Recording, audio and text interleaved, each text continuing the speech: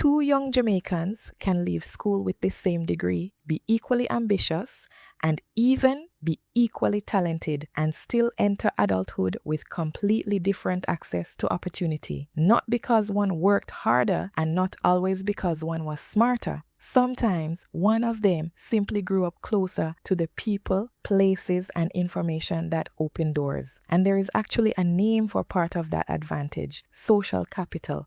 In Jamaica, we joke about it all the time. Who you know, which school you went to, where you live, how you speak, whether somebody knows your family, whether you already know somebody inside the company before your resume ever reaches the desk. And to be clear, none of this means qualifications do not matter. They do.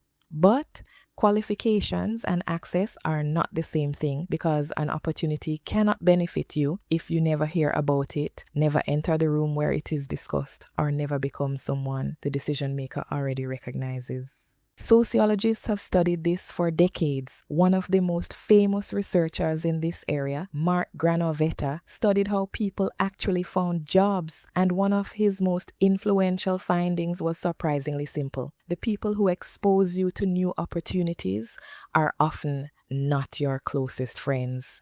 They are your weak ties, former classmates, old coworkers, and acquaintance in another industry. Somebody you met once at an event, someone who moves in a social circle that overlaps with yours but is not identical to it. Why?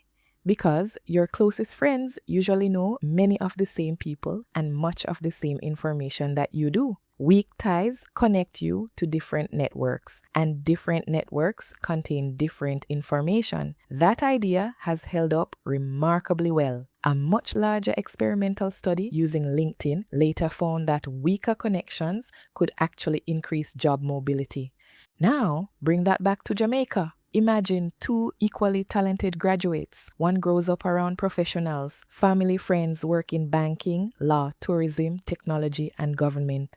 They hear how interviews work before they ever attend one. They know which companies are hiring. Somebody tells them which certification actually matters. They know where young professionals gather. Maybe an uncle says, "Send me your resume. I know somebody over there." The second graduate may have exactly the same ability, but their network contains fewer people connected to those opportunities, so they have to discover the rules after entering the game. The difference is not necessarily talent, it is information, exposure, familiarity, and access. That is what social capital can buy before money ever changes hands. And this is where conversations about uptown and downtown, prominent schools, certain communities, accents and surnames become uncomfortable, because people sometimes hear this discussion and assume it means if you weren't born into the right environment, you're finished.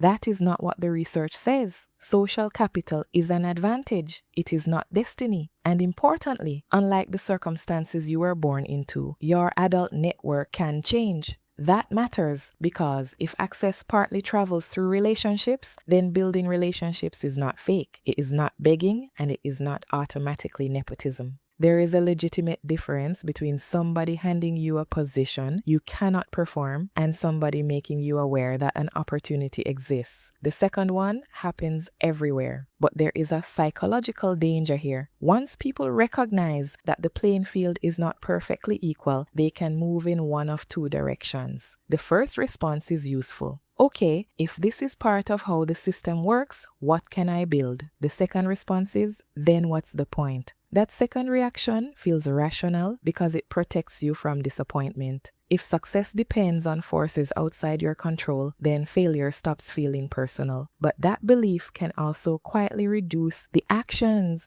that would have expanded your opportunities in the first place. You stop applying, you stop attending things, you stop introducing yourself, you stop publishing your work, you stop asking questions, and eventually the belief becomes self-reinforcing. So, if you were not born with much social capital, you have to build it deliberately, not by trying to imitate somebody else's background, but by becoming increasingly connected to useful information. That can mean joining professional communities, talking to people outside your immediate circle, maintaining relationships with former coworkers, publishing work where people can discover what you know, attending industry events even when you do not know anyone there, and reaching out to somebody whose career genuinely interests you. And most importantly, becoming useful. Because the strongest network is not a contact list full of powerful people. It is a group of people who have some reason to remember you positively. Skill creates credibility. Consistency creates reputation. Relationships create information flow. And together, those things create options. Some Jamaicans will start adulthood with networks that took generations to build. Others